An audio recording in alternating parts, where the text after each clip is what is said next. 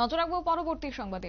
উল্লাস নবভারত সাক্ষরতা কার্যক্রমে কর্মসূচি আজ অনুষ্ঠিত হয়েছে ধলাই জেলার উদ্যোগে এবং নতুন স্বাক্ষর ব্যক্তিদের সম্মাননা প্রদান অনুষ্ঠান অনুষ্ঠিত আজ কুলাই কলোনি উচ্চ বিদ্যালয়ে এবং ধলাই জেলা শিক্ষা আধিকারিক কার্যালয়ের উদ্যোগে এবং NILP ধলাই ও পাশাপাশি SLM ত্রিপুরা সহযোগিতায় আয়োজিত হয়েছে এই অনুষ্ঠান। রাজ্যের প্রথম ধলাই জেলায় নতুন স্বাক্ষরদের সম্মাননা প্রদান করা হয়েছে এবং এদিন 59 জন নতুন স্বাক্ষরদের সংবর্ধনা প্রদান করা হয়। 2024 ইংরেজি সালেই সম্পূর্ণ ধলাই জেলার ব্লকগুলি থেকে সাক্ষরতা পরীক্ষায় 1098 জন পরীক্ষায় অংশগ্রহণ করে এবং এর মধ্যে 59 জন পরীক্ষায় উত্তীর্ণ হয়েছে এবং আজ তাদের প্রত্যেকের হাতে শংসাপত্র এবং সম্মাননা সূচকও তুলে দেওয়া হয়েছে এবং সেই নিয়ে কার্যত একটি অনুষ্ঠান অনুষ্ঠিত হয়েছে কুলাই দ্বাদশ শ্রেণী বিদ্যালয়ে এবং উল্লাস নবভারত সাক্ষরতার কর্মসূচির অন্তর্গত ধলাই জেলার নতুন স্বাক্ষর ব্যক্তিদের এই সম্মাননা প্রদান অনুষ্ঠান। কি রয়েছে বক্তব্য শুনুন। আমাদের অভিভাবকরা রয়েছেন প্রাপ্তবয়স্ক, ওনাদের কিভাবে শিক্ষা আঙ্গিনায় নিয়ে আসা যায় এবং ওনাদের জীবনকে কিভাবে সুন্দর করা যায় তারই মূল লক্ষ্য। এই লক্ষ্য যিনি বাস্তবায়িত করার জন্য এগিয়ে এসেছিলেন আমাদের যিনি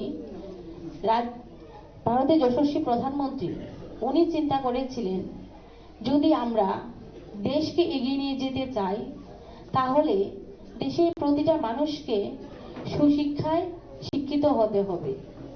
সেই জায়গায় উনি চিন্তা করেছিলেন 2022 সাল থেকে 2027 সাল পর্যন্ত আমাদের উনি টার্গেট দিয়েছিলেন শিক্ষা দপ্তরকে, যাতে ভারতবর্ষে প্রতি বছর 1 কোটির বেশি অভিভাবকরা যাতে এই শিক্ষা আঙ্গিনায় অংশগ্রহণ করতে পারে। তো এই জায়গায় আমরা যারা এখানে উপস্থিত আছি ধলাই জেলার, তো আমরা হয়তো অনেক আগে থেকেই আমরা সেই বিষয়ে অবগত ছিলাম যে আমাদের সবাইকে স্বাক্ষর হতে হবে, কিন্তু স্বাক্ষর হতে গেলে আমাদের যিনি প্রধানমন্ত্রী এবং রাজ্যের যিনি মুখ্যমন্ত্রী, উনি চিন্তা করেছেন। আপনারা শুনলেন ধলাই জেলা পরিষদের সভাধিপতি সুস্মিতা দাসের বক্তব্য এবং আজকের এই অনুষ্ঠানে বক্তব্য রাখতে গিয়ে উদ্বোধকের ভাষণে বক্তব্য রেখেছেন তিনি এবং সেখানে তিনি জানিয়েছেন যে দেশের সকল জনগণের স্বাক্ষর হওয়া প্রয়োজন আর দেশের প্রধানমন্ত্রী নরেন্দ্র মোদী এই বিষয়টি উপলব্ধি করতে পেরে আজ সারা ভারত জুড়ে শিক্ষা থেকে যারা বঞ্চিত ছিল তাদেরকে সাক্ষরতায় আনা হচ্ছে এবং সেই নিরিখে কার্যত 1098 জন পরীক্ষায় অংশগ্রহণ করেছে এবং তাদের মধ্যে 59 জনকে আজ সংবর্ধনা প্রদান করা হয়েছে যারা পরীক্ষায় উত্তীর্ণ হয়েছিলেন। নিয়ে নিচ্ছে ছোট্ট একটি বিজ্ঞাপন বিরতির সঙ্গে থাকুন।